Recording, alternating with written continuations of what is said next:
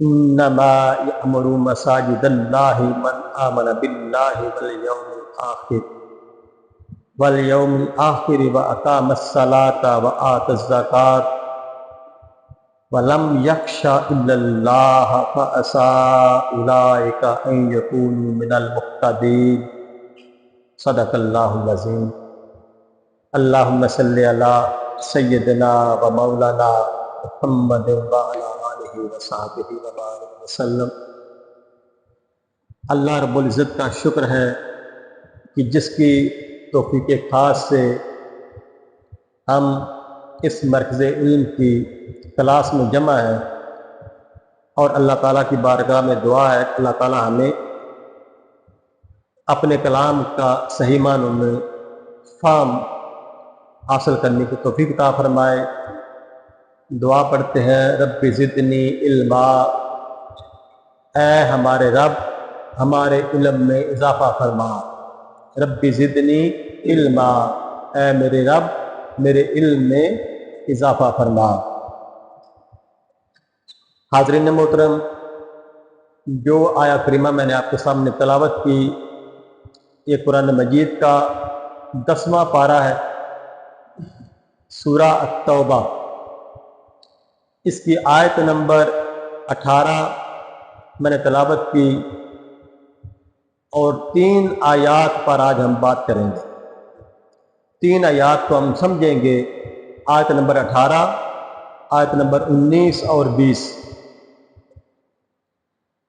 حاضرین محترم، اگر ہم اپنے معاشرے پر غور کریں تو ہمارے معاشرے میں لوگوں کے 3 طبقات بنتے ہیں۔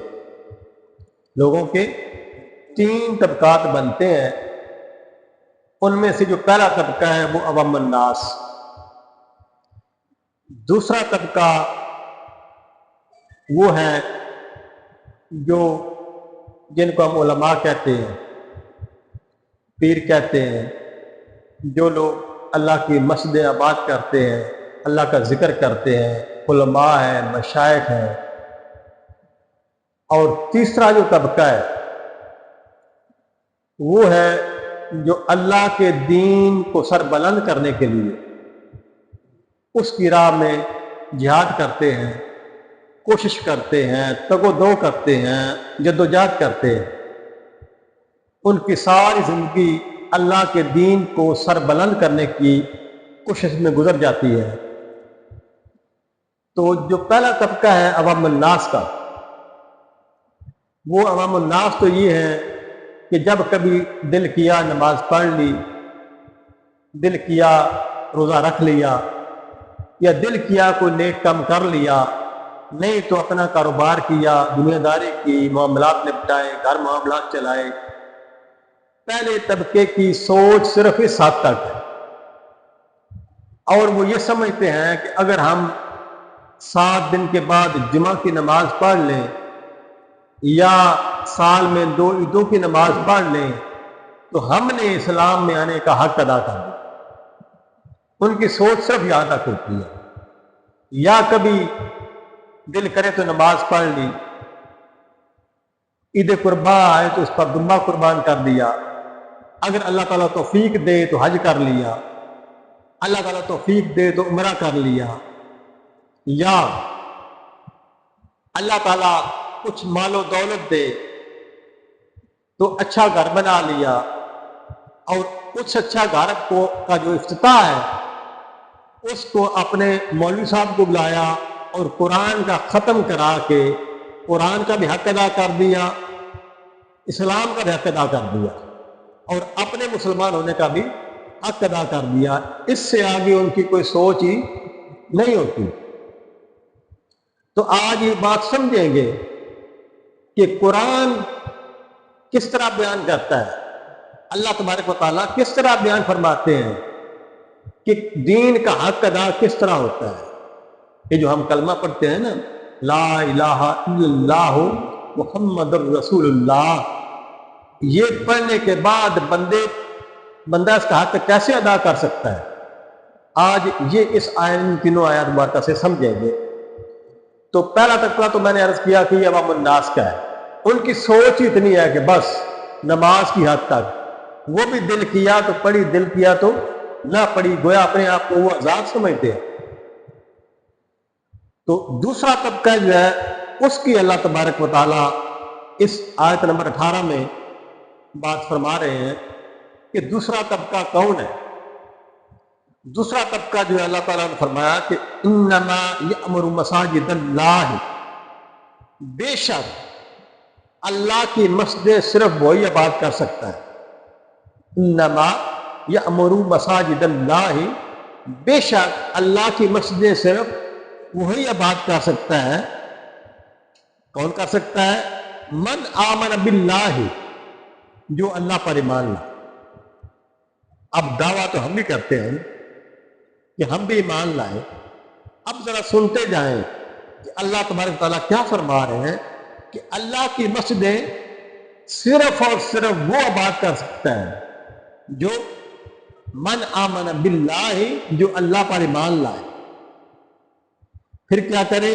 والیوم الآخر، اور یوم آخرت پر بھی ایمان لائے۔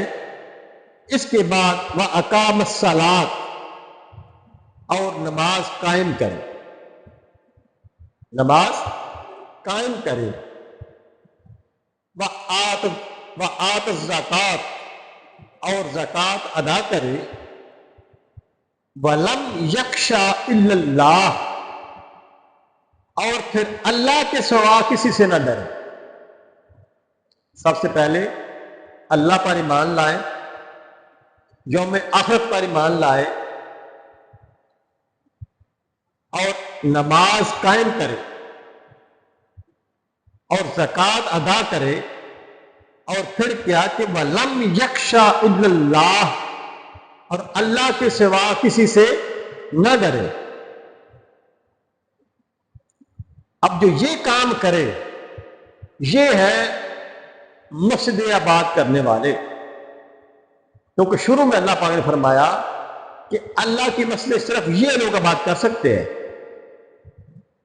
انما یأمر مساجد اللہ، اللہ کی مسجد صرف یہ لوگ آباد کر سکتے ہیں۔ کون؟ جو اللہ پر ایمان رکھے، یوم آخرت پر ایمان رکھے، اور نماز قائم کرنے والے ہوں، اور زکوٰۃ دینے والے ہوں، اور اللہ کے علاوہ کسی سے نہ ڈرنے والے ہوں۔ یہ لوگ اللہ کی مسجدیں آباد کر سکتے ہیں۔ اب ان کے انعام کی باری ہے۔ ان کا انعام اللہ پاک نے فرمایا کہ جو یہ کام کرے گا اس کا انعام کیا ہے۔ اللہ پاک نے فرمایا فَعَسَىٰ، پس ان کے بارے میں امید کی جا سکتی ہے، ان کے بارے میں امید کی جا سکتی ہے۔ اولئک ان یکونوا من المہتدین، کہ شاید یہ لوگ ہدایت والوں میں شامل ہو جائے۔ اتنا کام کرنے کے بعد گارنٹی نہیں اللہ پاک نے دی۔ ہم تو یہ گارنٹی سمجھتے ہیں، ہم تو یہ گارنٹی سمجھتے ہیں، اور اپنے سے بڑا متقی کسی کو نہیں سمجھتے۔ اگر ہم 5 وقت نماز ادا کر لیں، مسجد کا کوئی چھوٹا موٹا کام کر دیں، مسجد میں کچھ فنڈ دے دیں، 500 یا 1000 مسجد میں فنڈ دے دیں، یا کوئی مسجد میں صفے ڈلوا دو، یا مسجد کا بل ادا کر دے، یا مسجد میں اے سی لگوا دیں، تو ہم سمجھتے ہیں کہ ہم سے تو بڑا متقی کو نہیں۔ ہم نے حق ادا کر دیا، ایمان لانے کا، مسجد آباد کرنے کا، اللہ کو راضی کرنے کا ہم نے حق ادا کر دیا۔ اب اللہ پاک کیا فرما رہے ہیں کہ یہ لوگ جو اللہ کی مسجد آباد کرتے ہیں ان کے لیے ضروری شرط یہ ہے کہ اللہ پر ایمان ہو، یوم آخرت پر ایمان ہو، نماز قائم کرنے والے ہوں، زکوٰۃ ادا کرنے والے ہوں، اور اللہ کے علاوہ کسی سے نہ ڈرنے والے ہوں۔ ان کا انعام اللہ پاک نے فرمایا فَعَسَىٰ، ان کے بارے میں امید کی جا سکتی ہے کہ شاید اولئک ان یکونوا من المہتدین، کہ شاید یہ ہدایت والوں میں شامل ہو جائے۔ یہ سب کچھ کرنے کے بعد اللہ پاک نے فرمایا کہ شاید وہ بالغ ہے، اب وہ جو کچھ کر رہے ہیں ان کے دل میں کیا ہے یہ وہ ذات جانتی ہے کہ وہ کس وجہ سے کر رہے ہیں، کس نیت سے کر رہے ہیں۔ وہ مسجد کی خدمت کر رہے ہیں، کس نیت سے کر رہے ہیں؟ کیا اللہ کو راضی کرنے کے لیے کر رہے ہیں یا دنیا کمانے کے لیے کر رہے ہیں؟ اسی لیے اللہ پاک نے فرمایا کہ ان کی نیت کے حساب سے میں ان کو اجر دوں گا۔ جن کی نیت اچھی ہوگی، جن کی نیت میرے محبوب کی اتباع ہوگی اور میرے دین کی خدمت ہوگی، ان کو تو میں اجر دوں گا۔ اور جن کی نیت یہ ہوگی کہ ہم دنیا کمائیں، ہم مال کمائیں، دولت کمائیں، تو اس لیے اللہ پاک نے فرمایا کہ شاید ان کے بارے میں امید کی جا سکتی ہے کہ شاید وہ ہدایت یافتہ لوگوں میں شامل ہو جائیں۔ یہ آیت نمبر 18 ہے۔ اب اس کے بعد اس مضمون کو اللہ پاک نے آگے بڑھایا۔ یہ تو بات کی ہماری مسجدوں کی، عام مسجدوں کی۔ اب جب اللہ تبارک و تعالیٰ نے اس مضمون کو آگے بڑھایا تو اللہ تبارک و تعالیٰ نے اپنی سب سے بڑی مسجد الحرام، اس کا ذکر کیا، بیت اللہ کا ذکر کیا۔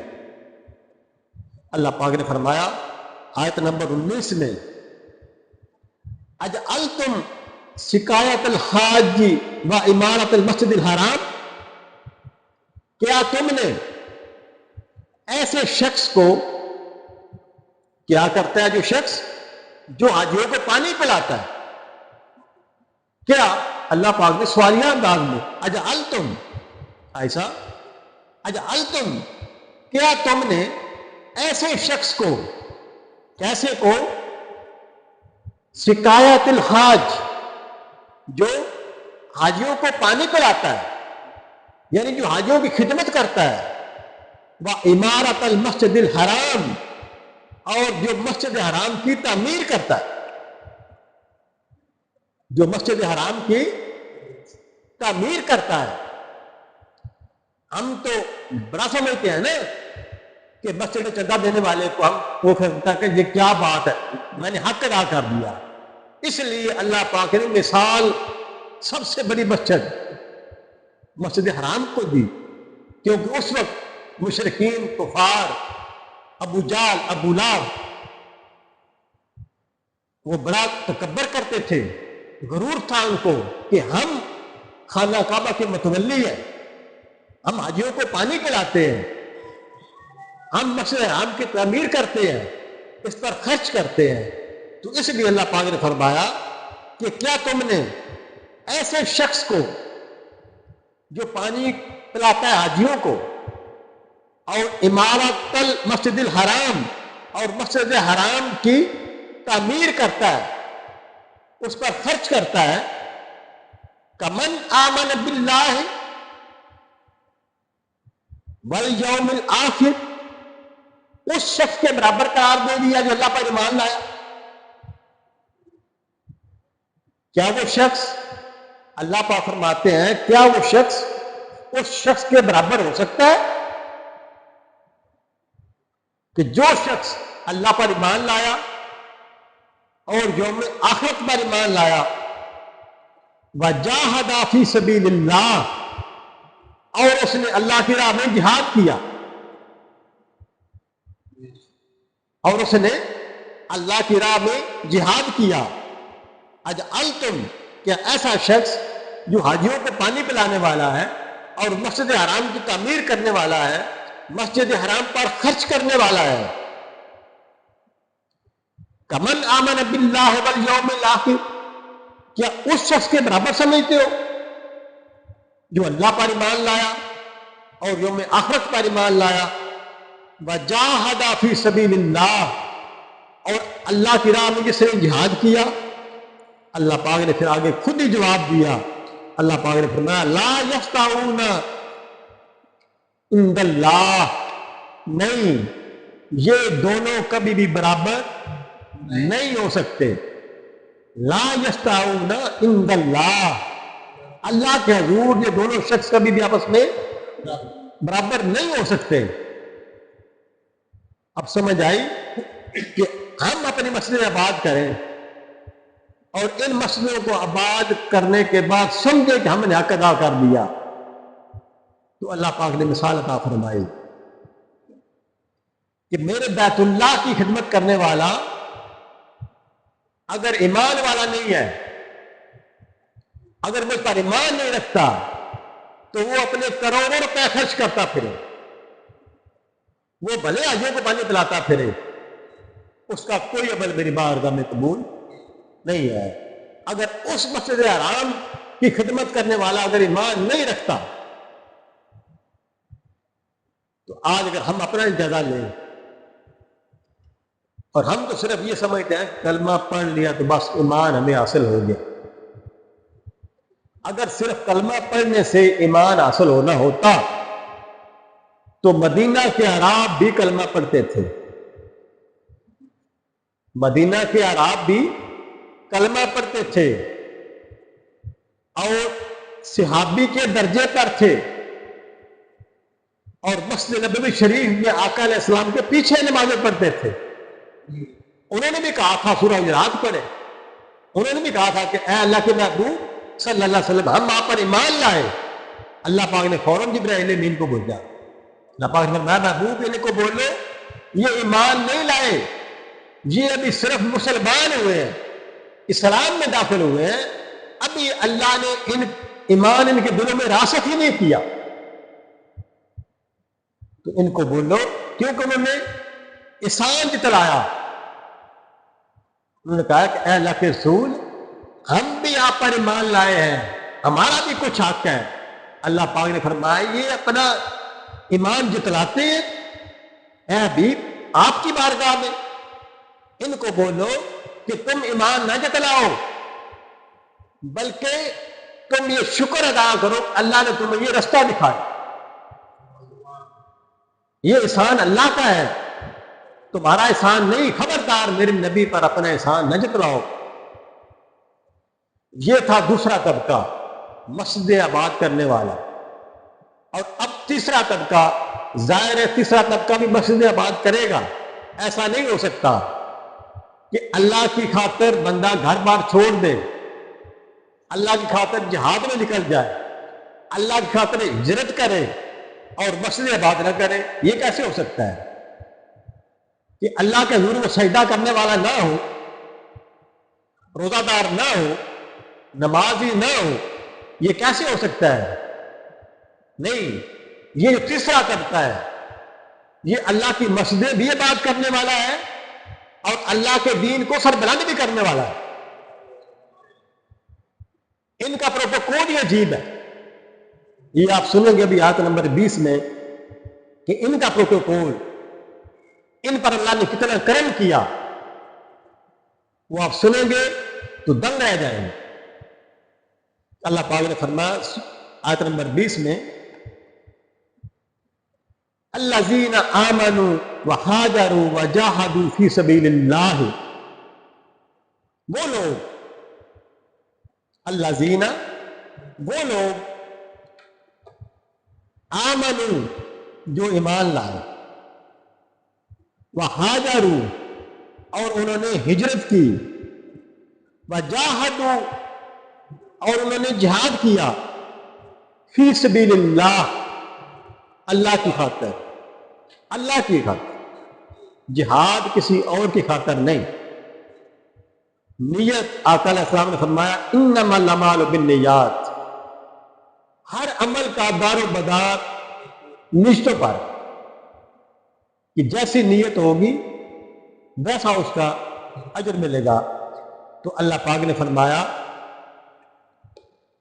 پھر جہاد انہوں نے کیسے کیا؟ فی سبیل اللہ، اللہ کی راہ میں جہاد کیا، بِأَمْوَالِهِمْ، اپنے مالوں کے ساتھ، یعنی اللہ کے دین کو سربلند کرنے کے لیے انہوں نے اللہ کی راہ میں مال دیے، پیسہ دیا، دولت دی، جس چیز کی دین کو ضرورت پڑی انہوں نے پیش کر دیا، جس چیز کی دین کو ضرورت پڑی سربلندی کے لیے انہوں نے وہ پیش کر دیا۔ بِأَمْوَالِهِمْ وَأَنفُسِهِمْ، اپنے مالوں سے اور اپنی جانوں سے، کہ جب وقت آیا تو وہ مال دیتے رہے، دولت دیتے رہے، اور جب وقت آیا تو انہوں نے اپنی جان بھی دے دی۔ انہوں نے اللہ کے دین سے کچھ پیچھے بچایا نہیں، کچھ چھپایا نہیں، سب کچھ اللہ کی راہ میں دے دیا۔ ہجرت بھی کی، جب ہجرت کی تو گھر بار دے دیا، اپنا وطن دے دیا، اپنے قریبی بھائی، والدین، بیٹے جو بھی ایمان پر نہیں تھے ان کو بھی چھوڑ دیا، یعنی اپنا سب کچھ چھوڑ دیا، اپنا مال بھی چھوڑ دیا، اور جب ضرورت پڑی اپنی جان بھی دے دی۔ ان کے لیے اللہ پاک نے فرمایا اعظم درجات عند اللہ، اللہ کے حضور ان کے لیے بڑے اعلیٰ درجے ہیں، اللہ کے حضور ان کے لیے بڑے اعلیٰ درجے ہیں۔ اعظم درجات عند اللہ، اللہ کے پاس ان کے بہت اعلیٰ درجے ہیں۔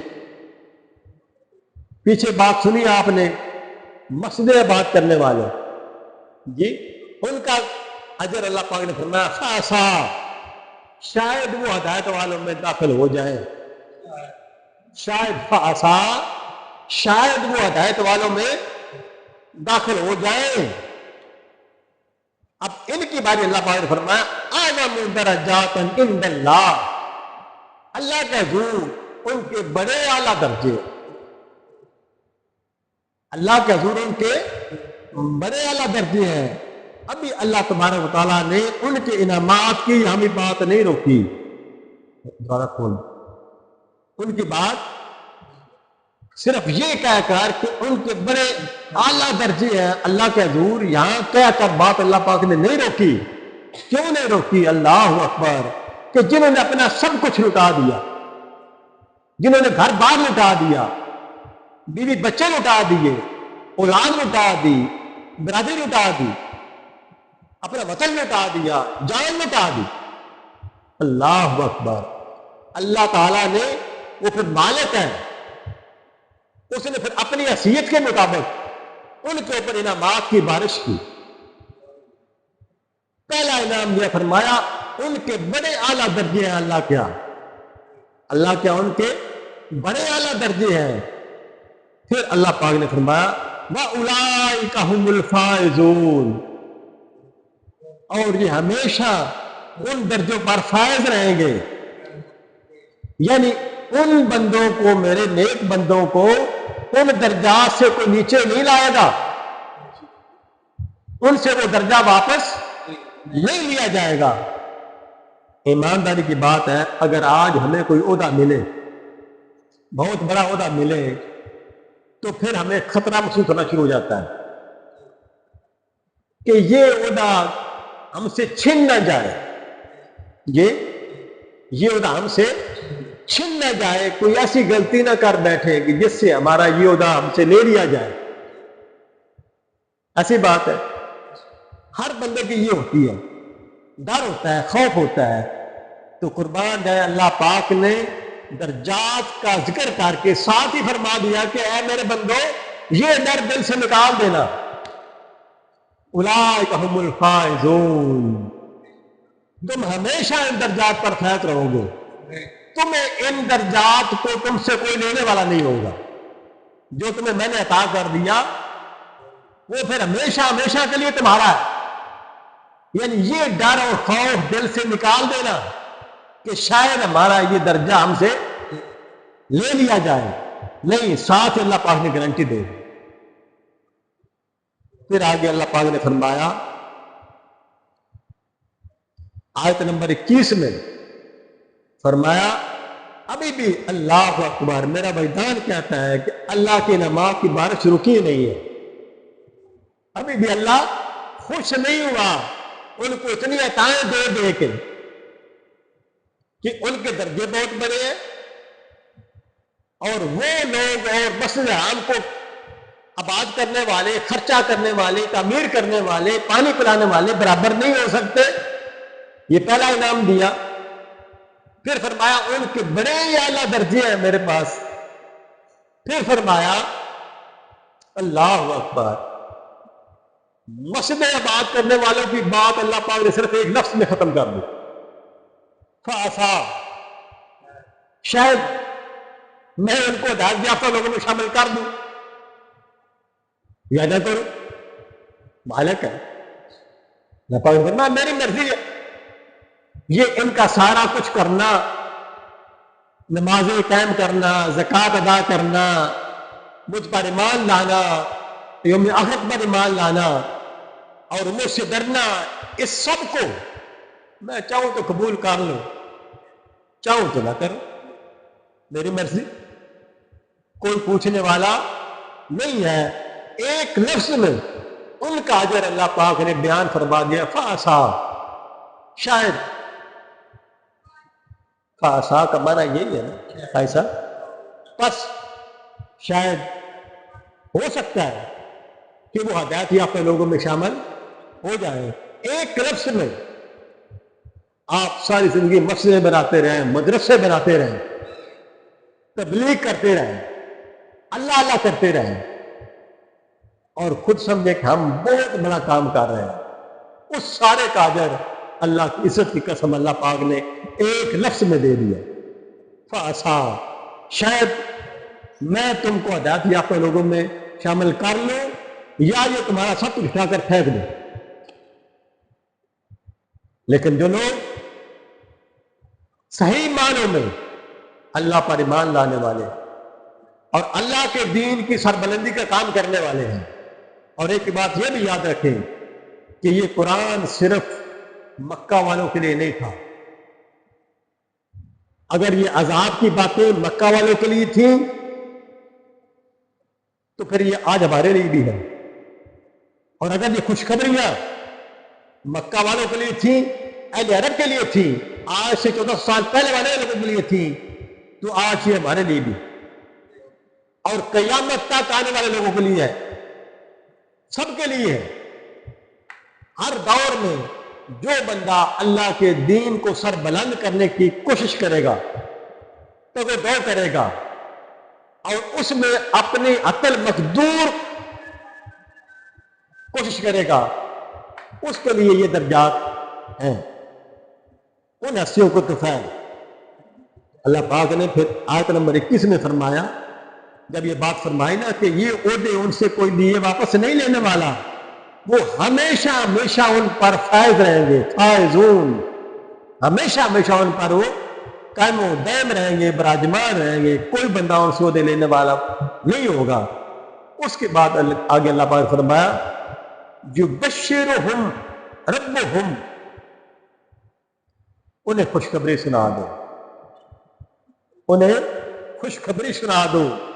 یبشرہم ربہم، ان کے رب کی طرف سے انہیں خوشخبری سنا دو. کس چیز کی؟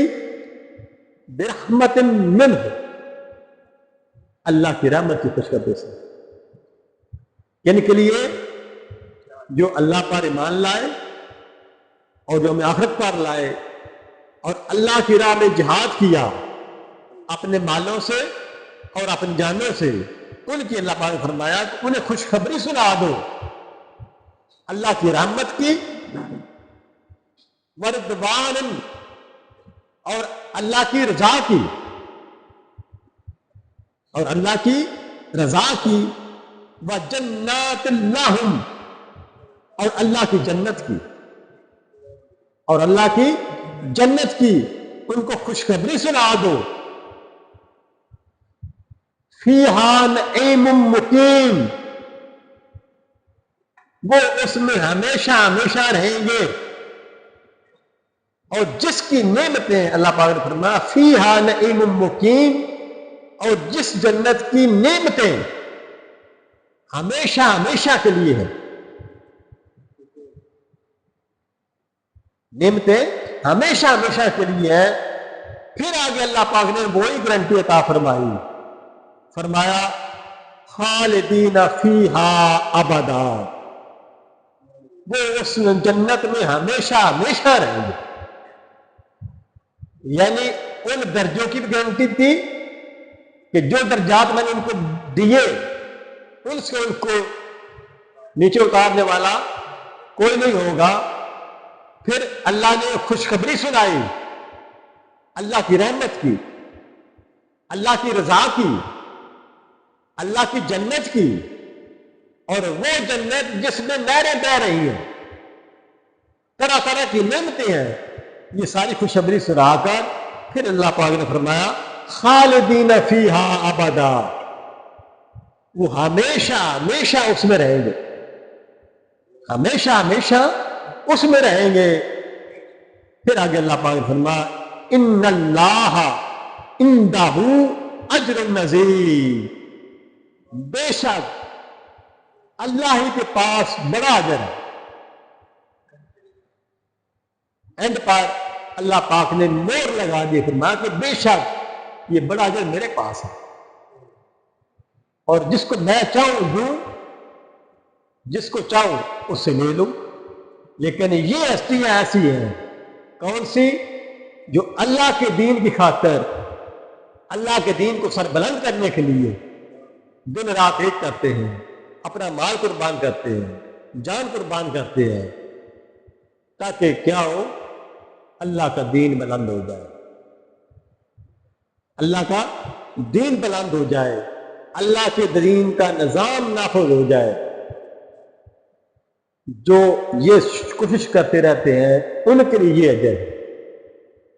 اب ہم نے فیصلہ کرنا ہے کہ ہم وہ پچھلے فاسا والے اجر پر رہنا چاہتے ہیں یا اس اجر پر آنا چاہتے ہیں.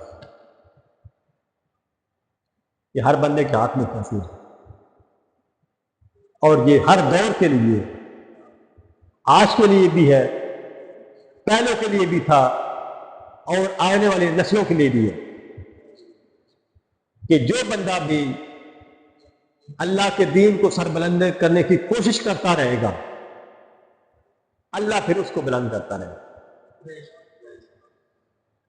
اور جو پھر اللہ کے دین کو بلند کرنے کی کوشش نہیں کرے گا، پھر اللہ تعالیٰ اس کو اس دنیا میں بھی ذلیل و رسوا کرے گا، اور آخرت میں بھی اس کے لیے عذاب العلیم ہے، دردناک عذاب ہے. تو حاضرین محترم، ہمیں غور کرنا چاہیے آج ہم کس چیز کو سب کچھ بنائے بیٹھے ہیں.